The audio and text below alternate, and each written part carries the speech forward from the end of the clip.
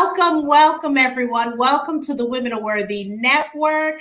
Happy Galentine, happy Galentine, and happy Valentine. And in other words, happy Love Day. This is Jacqueline Charles. I'm your hostess with the mostest at the Women Are Worthy Network. I am the creator. So check this out, y'all. I'm a woman of a certain age, right? And I'm talking to other women who are of certain age and they're having issues. Some of them are talking to me because you guys know that I'm, into homeopathy and I'm also vegan. And a lot of women are talking about going through menopause, going through perimenopause and things like that, right? So, hello, Carrie. So we have so many people that in this country alone, or maybe on this side of the world, women don't want to talk about menopause. It's almost as if you're no longer going to be here. It's almost like you're being cast away. You're not virile anymore. You're not, there isn't a pep to your step anymore. So without further ado, the Women Are Worthy decided to get the one and only expert, and she's evidence-based. We want everyone to meet Dr. Jayney Goddard. She's a renowned expert in the field of natural health. That's what I said, natural health and wellness, with years, even though she looks like she's 21, with tons of years of experience, and she has a passion for helping others. Jayney is dedicated into empowering individuals to achieve optimal health, well-being through natural, holistic practices and approaches. So I want everyone to know, get your friend, if you're a woman of a certain age, if you're having hot flashes, you don't have your cycle anymore, something's going on, you're sleeping in the bed with your significant other, they want it hot. This is the time to check in and tap in. Hello, Dr. Jayney. Hello, and I apologize about the background noise. I've just reached this certain age, shall I say, and I've done some life changes, moved, and just got myself a rescue puppy who's very protective. So that's who you can hear in the background. So I do apologize for all of that. Anyway, look, thank you so much for having me, Jacqueline. It's such a thrill to be here. I cannot tell you just how wonderful it is. It's absolutely exciting.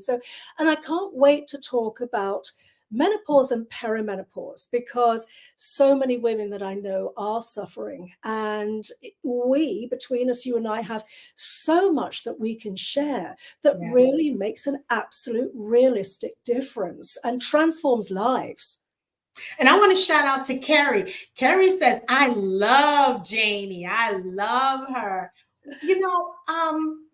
Doctor, to be perfectly honest, this is the issue that I have, especially in the world that we're living in now. If you're over 30, God forbid, if you're over 40, bye-bye. If you're over 50, let's go ahead and bury you right now, right? And it's so good to see people living like we are. And we need to talk more about it, because what I've noticed is when people talking to me, like if we're out and about, they're talking about menopause, they're like, Jackie, the big M, or menopause. It's a whisper. Why do you think, and who has created this, that we can't talk about menopause, perimenopause, menstrual cycles, on top of that? Why can't we feel comfortable talking about stuff like that? I think it's millennia of oh my goodness, I'm going to get really feminist now. I think it's millennia of suppression of women. I mean, I think when you think back to ancient civilizations, most of them were matriarchal. And so, run by women, everything was sort of organized by the women folk. You had the wise woman who would deliver babies, and she would be ceremonial, and she would, administer medicines and cures and so on and so forth. And of course, there's immense power in that, isn't there? Which, of course, could be perceived as highly threatening. So, for example, here in the UK, our original sort of, before Saxons and then Saxon communities were run by essentially women. We had queens who were far more powerful than the kings and so on. And that didn't sit well with other invaders, let's say when we had the Norman invasion, which was very sort of male oriented. So women sort of have kind of been expunged. And women's power, so things like menstruation, so periods, menopause, female sexuality, all of those extraordinary, powerful, amazingly powerful things have sort of been almost kind of perceived to be threatening and possibly perceived to be wrong or evil or what have you. So, I mean, I remember when I was a little girl, I hope it's different. I think it is different for young girls nowadays. But I remember, when we started our periods in secondary, what we call secondary school, you never talked about it. You sort of would kind of nip into the girls' loos and rustle, to quietly rustle your papers, as you're getting your sort of period protection out, whether it's tampons or towels or whatever. It was just a thing that that dare not speak its name. So it's one of these things that really is very difficult. I mean, I'm glad to say here in the UK, we are now talking about menopause a lot more, particularly in the mainstream media, thank goodness. And this is down to women my sort of age and thereabouts who are actually out there on television and actually sort of reclaiming the menopause and the power that comes along with cessation of the menstrual cycle, where we don't have to worry about pregnancy and so on. So, there is a lot to be said for that.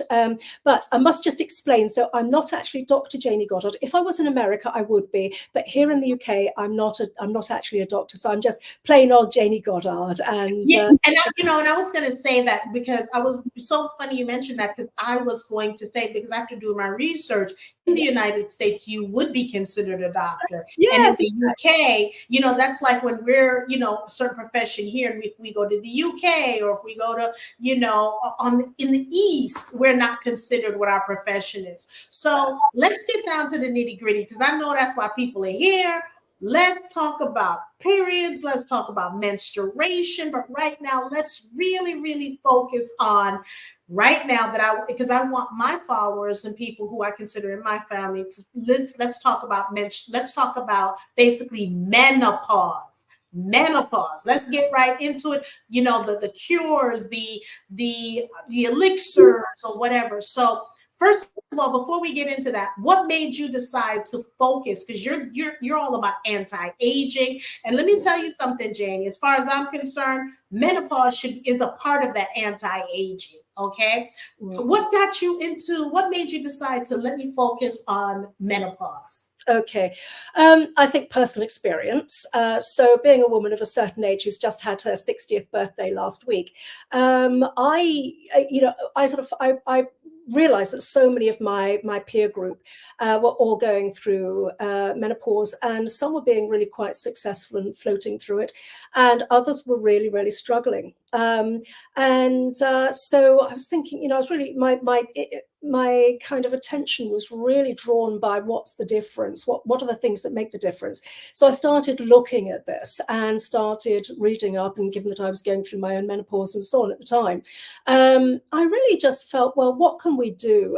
How can we help these women who are having an absolutely ghastly time of it? Now, we cannot minimize just how bad menopause can be for some women. In fact, some women tell me that, they actually didn't recognize themselves when they were going through menopause. And so the danger, though, I think, is that conventional medicine tries to medicalize menopause. We've got to claim menopause back as women, because it is a time of immense strength. I think we become wiser. I think when we're not dealing with menstruation, with things like PMS, PMD, cramps, and potential for pregnancy, and all of those sorts of things, when all of that's taken off the table, we then are sort of the matriarchs. We're able to look at situations and think, okay, fine, what do I do? Now I'm this powerful matriarch.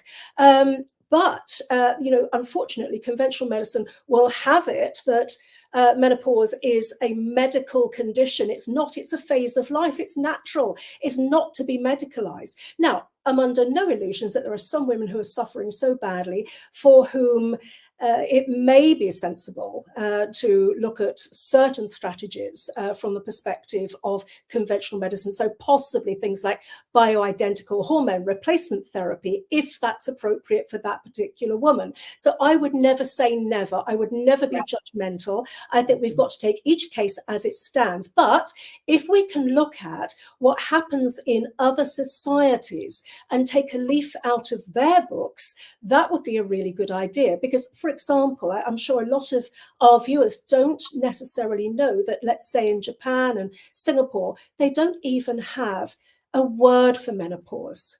Isn't that strange when you think about it? It's because they don't get the symptoms. They just, essentially, their periods just stop. And that's it. They just get on with life because But they're Jayney, not. here's the thing in those countries. I don't mean to interject, but here's the thing in those countries. Places like that, they embrace getting older. Yes. They embrace it. So it's like, okay.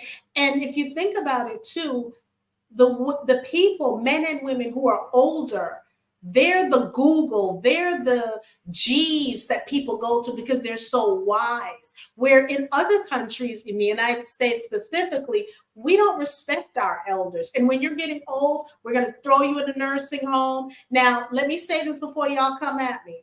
I'm not talking about the ones who still visit their parents and they need it because of medically necessary. And, I'm not talking about that. I'm talking about the ones that throw their family in there and they don't visit them.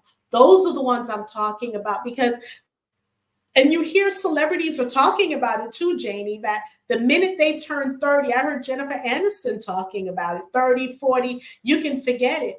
That's why I'm loving to see Diane Keaton, women of that age, who are actually acting and doing things together. What's her name? Goldie Hawn. They're doing these movies. Older women are doing movies, and we've known they've gone through menopause. So I just wanted to put that out there, but I didn't mean to interrupt you. No, not at all. No, you've raised such an important point. Yes, you are right. These are societies that do look after their elders and respect their elders. And we have that to a pretty good extent here in the UK.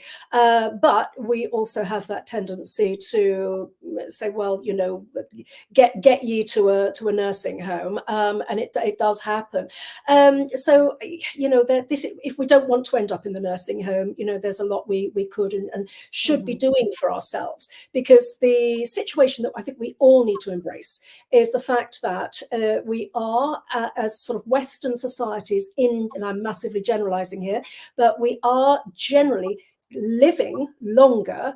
But our health span is lifespan is increasing, but our health span is decreasing, which means that we have a longer period at the end of our lives where we're experiencing much longer stages of horrific health conditions that are so debilitating, and that's what puts us into the nursing home.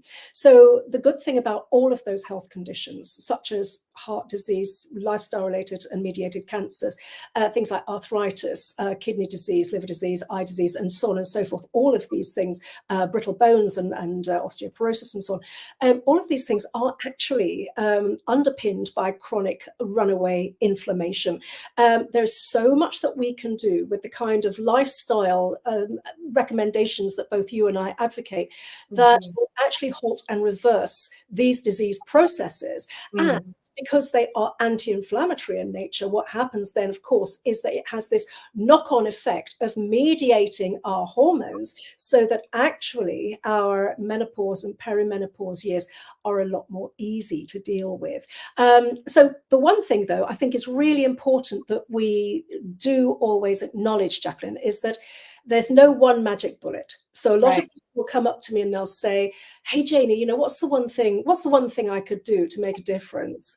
And as you know, and I'm sure probably all of our viewers know, there is no one magic bullet. There's no, you can't just do nutrition to the exclusion of appropriate exercise, and you can't do appropriate exercise to the exclusion of perfect sleep patterns, and stress response management and all of those other things, that hydration that we need to bring in order to create a truly holistic lifestyle approach that actually modulates, protects us from chronic disease, modulates hormones, and actually just improves our health and well-being beyond all imagining and all measures.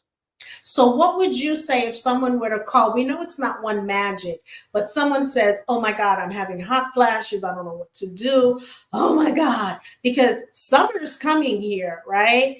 Yes. And it doesn't have to, because my girlfriend told me she woke up in a bed of sweat, Yeah. and it was the winter time and she was so uncomfortable. So what do we do? What can we say, and how can we help those who may have those conversations with us? Yeah, absolutely. Well, I'm very aware that I'm advocating for, do this, do this, do this, do this. It's a holistic lifestyle that we need to adopt. But I'm very, very aware that there's a lot to that, and we can't necessarily expect everybody to suddenly magically transform overnight and suddenly integrate all of these recommendations into their lives. So I think I would say baby steps. And I know that if you're suffering really, really badly, and particularly say hot flashes, particularly at night when you wake up in that horrendous cold sweat, that's the problem. You sweat, sweat, sweat, and that perspiration just gets really cold really fast, and it's absolutely awful. I've had them, so I know whereof I speak. So what can we do? Well, yes, start to integrate all of the things that we talk about. In my latest book, Rewind Your Body Clock, I realized, wow, I'm telling them to do this, I'm telling them to do this, I'm telling them to do this. That is really hard. It's a lot. It could get very, very confusing. So I've kind of created a 21-day rewind plan so that people can actually start to do things step by step, really, really easily. And so I think breaking things down, chunking things down into manageable bite-sized chunks really, really helps. But there are certain first aid things that we can do for ourselves as well. So the kinds of first aid things that I'm talking about are increasing our consumption of fermented soy products. So, we've got things to choose from, like, obviously tofu, tempeh, and so on. Now, there's a lot of fear around soy products because they're phytoestrogens. And so, of course, the myth that's been put out by the dairy industry is, oh, no, you mustn't eat soy products because, they mimic estrogens or estrogens. And yeah, they do, but they actually act on those estrogen receptors that are prone to driving hormonal problems, even things like hormone-mediated cancers. So they actually are protective against those illnesses, and definitely pro heart health and so on. So we need to actually keep going back to what does the research actually say, rather than just buying into the myths and basically lies that we're told by the dairy industry. So I would say increase things like fermented soy products. And this is one of the reasons why in Japan they don't have a word for menopause, because they eat so much fermented soy. So as I say, tofu, tempeh, natto, and so on. And so, yeah, it's really, really important that we know, that we dig deeper. So I give everybody this. I'm not plugging my book, but I do want people to know there is a good researched resource to go to, and plenty of others as well. It's not just me talking about this. So I would say that. Now, also, the other thing that I would like ladies to look at is there are an array of herbs that you can take. Or herbs, as you call them in the US, and these are very, very fast acting. So we've got things like Agnus castus, we've got things like black cohosh, we've got various options for us. But here's the thing, I would say be very, very careful, because we're all individuals. And I always caveat my recommendations for herbs. by saying, I don't know if you're on any medications. I don't know if you have any health issues when you're watching this. So I'm making general recommendations right now. I'm not promising, a cure because it would be absolutely unethical to do so. So please bear in mind that there are really great herbal solutions that you can use and do work, but please be sensible. Make sure you're not allergic to anything. Make sure that these particular things are actually suitable for you as an individual. Okay, so do your homework. I know you're a smart lady. You're all smart ladies who are watching this. Do your homework first, and again, check my book because I've got all the caveats in there as well. And again, there's a lot of really good info online as well. So just bear all of that in mind. And then the other things I would say is, if you can get to see a really good professional homeopath, they will make an absolute huge difference to symptoms. Homeopathy is one of the best things I've come across. Speaking as a homeopath, it's one of the best things I've come across, and also acupuncture. Again, traditional Chinese medicine, where you're being prescribed herbs, being given acupuncture to support the action of the Chinese herbs. These things absolutely work. My goodness, they make a big, big difference. So there's no need to keep suffering. That's really important. That's the take-home message. I think there's people are suffering in silence, because I want to go back to something. There's several points I want to make. Yes. When we're younger, now it's different, but when we were younger, no one was sitting down with us before your cycle came. And it's usually, and also too, when your cycle, that's when you hear about the birds and the bees. That's if you heard about the birds and the bees, because people, or the parent, basically were validating or saying, now you have your cycle, you can have a baby, so let's talk about the birds and the bees.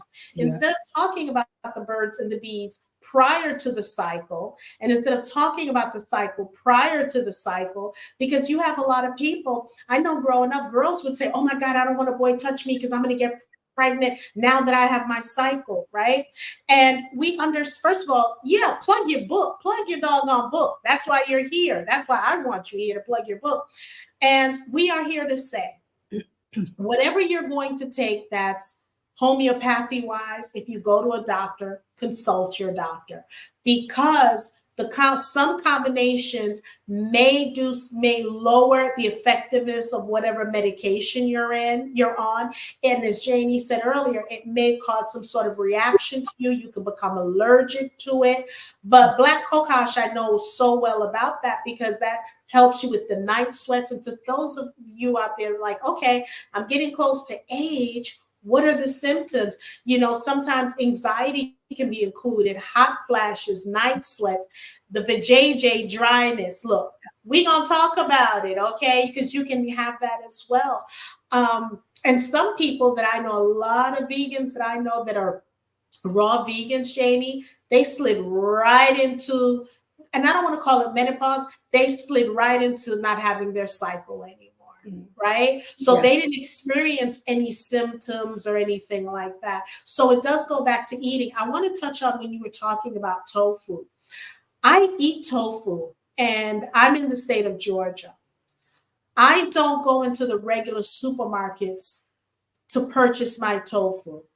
I go into the Asian areas to get them, because everything has GMOs. Now, I'm not saying theirs doesn't either, but when I go into an Asian restaurant, 9 times out of 10, I try to order what they're eating, because so many things are Americanized. Like, they don't eat certain foods that we eat, that they prepare in the restaurants. So, and then as we know, in Okinawa has one of the oldest, longest living people who live to at least 100 in Okinawa, Japan. They eat tofu, they eat rice, they eat all the things that we're saying is no good. Jayney, I'm so glad that you mentioned the dairy was the one that brought out the stuff about tofu, because there's so many misconceptions about tofu, that if you eat tofu, it can promote cancer, it can do this to prostate cancer, it can do so many things. And like you, Jayney, after watching and hearing the suggestions that we have, do your research. don't just take someone's word. Just do your research. That's all we're asking people to do. Jayney, the floor is yours, but I just wanted to just, with a broad stroke, talk about those things that you mentioned. Absolutely. No, you're absolutely right. It's very interesting actually because I always forget that I'm speaking from a position of massive privilege here in Europe because our soy is not GM. We're very, very, very lucky because the EU, and of course, obviously, although Britain has got divorced through Brexit from the EU, we still have the same food standards pretty much. So, we don't have all of that GM stuff to contend with. So we are really, really lucky. So I think what you mentioned, you see, I wouldn't have thought of mentioning this, but you're absolutely right. For our more stateside audience, please, just do as Jacqueline says, and make sure that, if you are going to be having soy products, that you do source them from sort of the less conventional places, dare we say, so from the Eastern stores and things like that, because those are sourced from much cleaner sources. Yeah, thank you for mentioning that. That's a really important takeaway. I got your back because we want to make sure there isn't a backlash. You're such a phenomenal person, and I'm always going to put disclaimers, out there. But Jayney, let's really get into it. Why is it that we don't talk about it as much as we should? Like, if someone's going through it, we don't feel comfortable. Look, if it's in here, it comes out here, but not everyone's like me, right? So how can we make our sister friends comfortable to talk about if they're going through it? Because vaginal dryness, that's going to be an issue for intimacy's sake, right? Why aren't we just, saying it loud and proud? And think about this: menopause, menstruation, all these MEN words, right? I'm not even going to go into that. But why can't we feel comfortable just talking to each other and saying, girl, think I'm going through menopause? Why does it make us feel, or some women feel like they're less of a woman, or do they feel like they're losing power? They're, they're getting older. What do you think? What's going on? It's funny, as you were just speaking, I was just thinking, we use terms like the curse. It's just so ingrained, isn't it? That that all these female bodily functions are, really rather dirty or unclean in some way. In certain religious groups, you'll have a situation where a woman cannot be touched because she's unclean during the time she has her period. Think what that message is saying to young girls. It's shocking, actually. It really, really is. And of course, obviously, we're not going to change that with this discussion, because this is sort of derived from years and millennia of tradition. Let's not forget. But it's really bad for women. And so I think really, if we can do anything with this discussion, we can ask all these beautiful women who are watching this. If you are experiencing symptoms, talk to your friends. Do mention it, because if you're experiencing it, she's likely to be experiencing it. And if we've given you the courage to actually say, hey, I've got to, I don't know what to do because sex has got really, really painful, and I just feel so, really uncomfortable, and I don't know what to do about it. Or sex was really painful, and I've now found that you can actually make a little pellet out of slippery elm. You can pop that up inside you, and it actually creates moisture. Now, as we then start to do things like exercise approaches, and I always talk about the three-legged stool of exercise, because these three particular types of exercise will actually modulate your hormone response and your hormone production. So while you're waiting for all of that to kick in, you'll actually be able to find that things are a lot more comfortable. And when things are more comfortable with sex, your desire increases. A lot of the time women talk about lack of libido. They just got no desire for sex after they're sort of going through perimenopause and menopause, purely because things are so darn painful. And nobody talks about just how painful it can be. I mean, a girlfriend of mine was talking about how she felt like there was sort of literally a broken glass bottle being sort of shoved up inside her. I mean, absolutely excruciating, she said. And, so I said, look, create this little pellet and then start doing, eating. She was already eating plant-based, but she was still eating quite a lot of processed foods within that sort of plant-based thing. Said, no, look, whole food plant-based, high raw, as much raw as you possibly can. This is going to modulate your hormone expression. Plus, if you start doing your mindful exercise approaches, this is part of the three-legged stool approach, mindful exercise approaches like yoga, Tai Chi, Qigong, Pilates, let's not forget, is a mindful form of exercise. So those are really, really good. And then what we can do, so that deals with psychological poise and stress resilience. Now, the next thing we need to think about as well is weight-oriented exercise. So where we are not just stressing our muscles by doing resistance training, lifting heavier weights than you probably think you should be lifting. If you've not ever done this before, make sure you get a trainer or you get some help at the gym. But make sure you are lifting heavy weights. People always used to say, oh no, you'll bulk up. You don't want to do that as a woman. Well, actually, no, you're not going to bulk up because you don't have the testosterone levels to be able to bulk up. Yes, we do see women bodybuilders and they work so hard to get to that point where you can see that large muscle mass. I mean, these women are working their butts off to get to that point. Probably, I don't know if we've got any budding bodybuilders in our midst in this call. If so, well, hats off to you, lady. But most of us will never, ever get to that point. This myth was, we're doing lots of myth busting today, Jacqueline, but the myth women should lift light weights at high repetitions.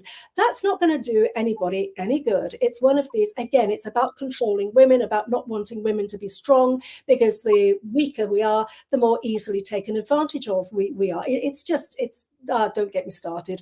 Anyway, so we need to be in the gym or doing body weight exercises at home, but we're lifting heavy. In that, what happens there is we're growing muscle, which is great because, women talk about, oh my God, my body's changed, during menopause. I've gone saggy. Oh, look at my arms. They've gone all crepey. I've got bingo wings and all of that sort of thing. Well, the point is, if you build your muscle, all of that extra slack is going to get taken up and you're not going to have bingo wings. You're not going to have, crepey skin because it gets filled up from inside. Same with your face. You should be doing facial exercises. In fact, it reminds me, I'm going to be creating a course of facial exercises and lymphatic drainage and so on, because it's so needed. Women are just, again, this is something women really, really almost don't realize they need, but actually once you explain it to them, that you can build muscles in your face. And again, it fills out the wrinkles. So, all of these things are so important. But the other thing that weight training does, Jacqueline, is it strengthens our bones, because our muscles are attached to our bones. And the more you stress a muscle, the more it puts pressure on the bone, which of course strengthens the bone. The more you stress a bone, the stronger it gets. It's that whole adage of use it or lose it. Okay, so that's that. And then the third thing that we need to do is we need to think about doing put my teeth back in, shall I? We need to be looking at doing, it's very sort of low intensity aerobic training. And the best way of doing that to strengthen our heart and lungs and our aerobic system is walking. We human creatures are designed to walk. And so if we can get, it's a good benchmark. If we can aim towards 10,000 steps a day, that is a really, really good benchmark. What that will do for us is it reduces inflammation, and it also reduces visceral fat and fat around the outside of our bellies as well. What people notice as they go into menopause is that they tend to start putting weight on around the middle. Now, it used to be thought that this fat around the middle and the visceral fat around our internal organs was an inert substance, and that the only problem with it was that it might not be aesthetically pleasing. Well, I'm not here to, body shame anybody, God forbid. But what we now know is that this is a source of estrogens. And these are the kinds of estrogens that postmenopause actually start to drive those estrogen or estrogen mediated cancers. So this is one reason why we do need to really look at getting rid of as much of this belly fluff, midriff fluff as we possibly can. Because if we're getting rid of that, we're also getting rid of the fat that tends to sit around our internal organs. The other problem with all of that fat internally and sort of around the middle is that it's also a source and is where IL-6, it's a pro-inflammatory cytokine, a hormonal messenger that drives chronic inflammation, and that's where that's made. So by having all of this fat that suddenly accumulates around our middle when we get into menopause is not doing any of us any good. And by aiming for our 10,000 steps, I know we're all at different stages.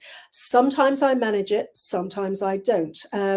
My day job is running the Complementary Medical Association. That's the world's leading and largest professional association for everybody in this natural health field. So we've just launched a new website, and I have to confess, I've been doing 16, 18-hour days just recently. Not what I would advise anybody to do, but unfortunately needs must. And we have to be realistic, because sometimes our lives just go like that. But we've got to then think about, okay, so I've got all of this stuff I have to do. What do I do to counteract that? Well, it's eating well, getting good quality sleep, and actually trying to get out and walk that little dog that you heard barking earlier on. So, these are the sorts of things that we need to do. So we've got to make sure that if we can do this three-legged stool of exercise, and it takes less time than you think it does, we're going to be going a heck of a long way towards actually balancing our hormones and getting rid of things that actually produce troublesome hormones, whether they're pro-inflammatory hormones or whether they're estrogens or estrogens. So I would always suggest that, we look at that as a really good strategy for managing a lot of these symptoms. And, for me, there's a walking group that I'm a part of. I took a break, but we would walk and I think, most of the people know, we would start walking at 5:45. We would walk 6 miles. So we have like 15, some of us 20, 25,000 steps. And when I'm telling you we're walking, hi, Natasha. Hi, Tasha. We're not doing leisurely walking. Yeah. When I tell you you're sweating, right? And Tasha's part of that group too. We are sweating, and you feel good, because some days you don't want to go. And then when you go, if you're upset with your significant other, it goes away, because we laugh and we talk and all that kind of stuff. So, but I reached out to to a podiatrist, and he said, we were doing it like 5 miles, 5 days a week. He said 5 days a week, it's too much. So eventually someone had a hip problem, someone had a leg problem, all those things were happening, right? So I cut down. But, and I've been away from walking for a while, but what I've decided to do is I'm going to do my 10,000 steps. So I found my watch, my Apple Watch, and it was so funny. Up until 11 o'clock 2 nights ago, I was walking in my bedroom because I'm like, oh my God, I'm at 8,000. I thought I was at 10,000. And yesterday I was walking around on my property. Yes, I was walking around on my property, and I'm walking in the house, and I'm like, I'm at 9,000. It's 7:15. I got to get to that 10,000. So what I've learned to do, and this is what I saw one of my clients do, and I'm doing that now. Wow. When he works from home, and it's a man, because I got to look at his schedule. When he works from home, y'all, this is what he does. He has it scheduled from 12:15 to 1:15. He's doing a walk lunch. I'm like, every single day, unless he comes into the office. And I said, you know what? That's what I'm going to do. I can at least, when I'm working from home, I can at least get in the morning. My goal is, let me get 4,000. At least in the morning. At the very least, let me get 3. But I realized I have to push a lot more. So in the afternoon or evening, Jayney, I'm married. I ain't trying to get my 10,000 step at 11, 12 o'clock at night. You know what I'm saying? I want to cuddle. You know what I'm saying? I don't want to wait till that late. So I agree with you. I advise everyone to and here's the thing, y'all, I'm telling y'all, if you start implementing this before your menopause, before it happens, like in your 30s, if you're exercising. I'm hearing so many women who are in the gym working out, they've been working out, right? And when they get through that, they're like, Miss Jackie or Jackie, it just, I mean, I felt a hot flash one night and that was it. But but then the doctors want to push these medications, right? And for some people, and I'm not saying all, for some of these people who are taking some of these medications, we're hearing cancers are coming, right? So the estrogen stuff that they're taking. So I am just, again, Jayney and I are not here to tell you not to, we're asking you just do your research. Black cocoa work, relieve stress. That stress, as we all know, stress can unalive you, right? So we want to make sure that you're prioritizing things. When you're doing 16, 18 hours a day work, you're not doing it every single day for some people, right? You're doing, like you said, Jayney, you're doing the website. For other people who are doing this every single day or 5 days a week, you got to make time for yourself. Because here's the issue. Because I keep hearing women, which is getting on my damn nerves. And yes, I said damn. I ain't got time. Well, what's going to happen is the illness is going to catch up and you're going to have to do it. Tasha said, this is great information. Thank you for sharing. Tasha, I'm all about sharing. So that's the whole point. You got to look, y'all, today is supposed to be Valentine's Day. I don't know what day you guys are watching this. I am not talking about Valentine's, your husband, your significant other telling you they love you and they treating you right, because that's a whole nother show. You shouldn't wait for someone to treat you right on one day. But I want y'all looking at the camera. At the end of the day, I want you to take care of you. You find the time. If you have to carve out time, you got the kids, you got this. Think about this. They tell you all the time when you're on the airplane, if it goes down, you got to put the oxygen mask on yourself first. So why wait for the illness to take you out and you got to be in the hospital, you got to be on 15 drugs? Find the time now, because if you find the time now, you'll have more time with loved ones. Love yourself. I'm going to say it. You don't make time for yourself. You don't love yourself. And when I find people like that, Jayney, there's some self-esteem issues going on. You can't keep chasing the bag and get into the bag. Let me keep it real. Stop chasing the bag. The bag is making you the money. It's getting you exhausted. If you keep chasing it and it's not coming, that's telling you something. Sometimes you just got to be still, whether it's through meditation, and that'll help you with your menopause, whether it's through exercising. You got to be still. Let the bag chase you. You put out your product. You put out what you're doing. Yes, you got to market it, but you can't keep chasing the bag and also not taking care of yourself. I know I'm going off in a tangent, Jayney, but I talk to so many people. I have clients, and when I'm first talking to them, this is what I'm hearing. Well, I can't afford to pay you because I got to work 19 hours and I got to do this.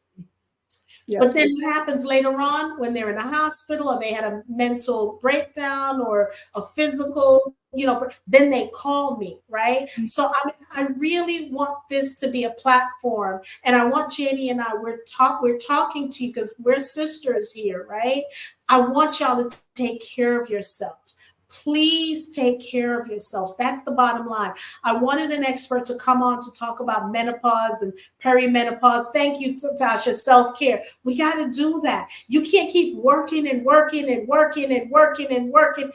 Bill's gonna still be here in the United States. Uncle Sam is still here. And when you are unalive and you're buried, Uncle Sam is looking for what he can take from your estate. Right? So live every day like it's your last day. Live with a purpose. If you have a mission, let your mission and your purpose meet, and then do what you need to do.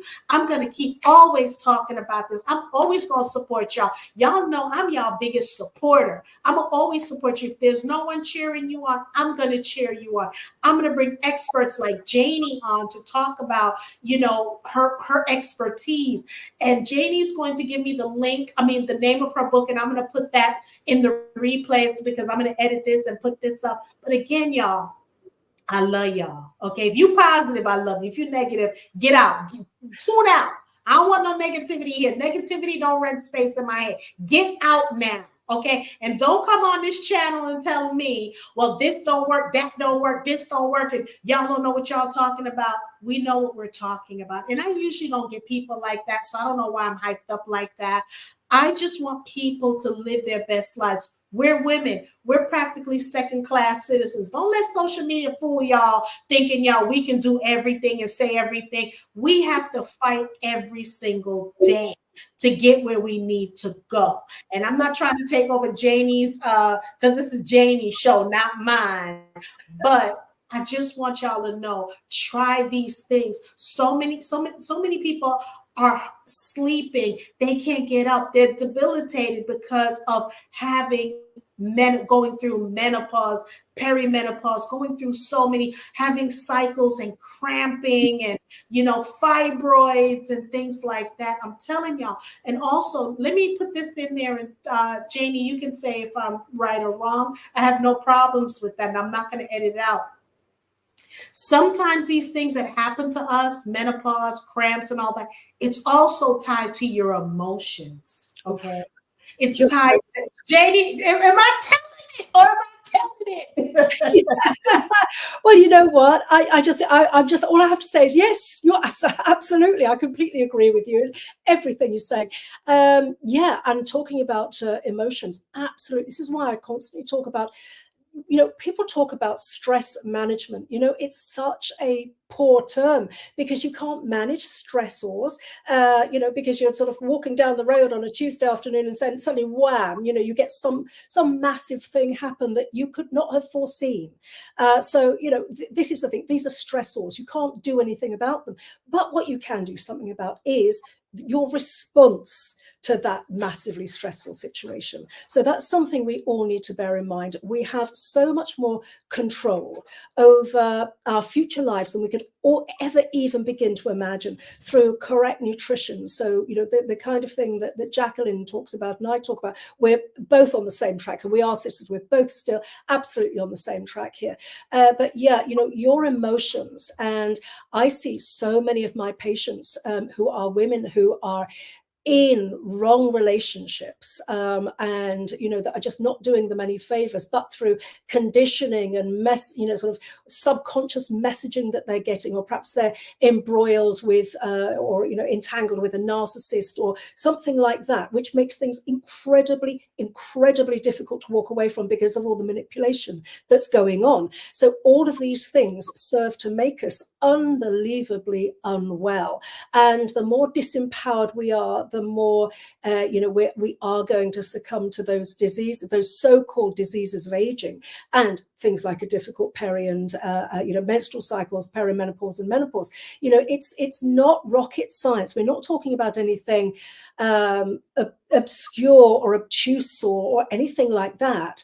It's so simple. Eat right, get enough sleep, make sure you're hydrated, do your meditation, it's Valentine's Day. Let's talk about loving kindness meditation. In fact, the CMA newsletter went out today, and I put together a beautiful article on the massive healing power of kindness, compassion, love, and altruism, and how by embracing those things and cultivating those things like gratitude in our lives, what we can do is it makes a big difference. It reduces inflammation. These things are physically measurable.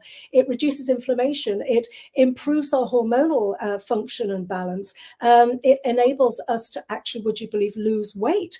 There was a wonderful study where they had soldiers doing a metta meditation. So metta is loving kindness meditation. So they had these soldiers doing metta meditation, had another group of soldiers who were doing just general meditation, and yet another matched group who were doing no meditation at all. And it was the loving kindness meditation soldiers who actually dropped weight and had it stay off. They weren't changing their eating patterns at all. But this is the power of this stuff that we just can't even, you just can't even believe that this is possible, yet it is. This is what the data say. So yeah, you're absolutely, Jacqueline, hats off to you, lady, because you are amazing. And I just, you're getting such a beautiful message out there and empowering so many women. And it's beautiful to see. And I want those women as well to be able to realize that they are mentors to the younger generation. And so please, whatever you talk about to your younger loved ones, the daughters of your friends, for example, anybody any female that you have any interaction with, and don't forget the power of what you can put out on social media, the positive messaging about, look, you are a young woman, you're in control, you can do this, this, and this. Just remember that you've got more control over your future health and well-being than you could ever begin to realize. And that's why, I dubbed the name Women Are Worthy, because we're worthy, right? Oh. So, and that's what I want people to understand. This has just been so informative for me. And I just love things like that. I was going to say something, but it's going to be on another show when we were talking about emotions, because baby, when I tell y'all, I got a story to tell y'all when it comes to, let me put this out there. You got to get rid of toxic people out of your life. You got it, because toxicity, stress can kill you. So I got a story for y'all that has something to do with me. I'm going to share my story. And I don't care, because look, Jayney, I told people I don't divorce half my family. If I got 99 people in my family, I probably only am still married to 2. Okay, because I can't deal with toxicity. I don't deal with it. But again, we want to thank everyone. Tasha, thank you for tuning in. We want to thank everyone for tuning into the Women Are Worthy Network. I am definitely going to post Jayney's book.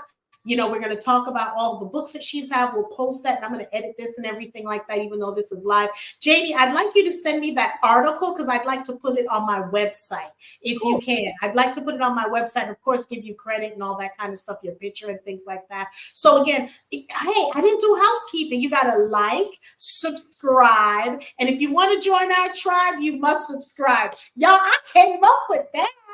If you want to join our tribe, you must subscribe. And don't forget to share. Sharing is caring. You can't keep this information for yourself. You got to give it to other people. We want to thank everyone again for tuning in to the Women Are Worthy Network. We love you. Please share, because we want people also to get this information. You can't be stingy. Don't be stingy with the information.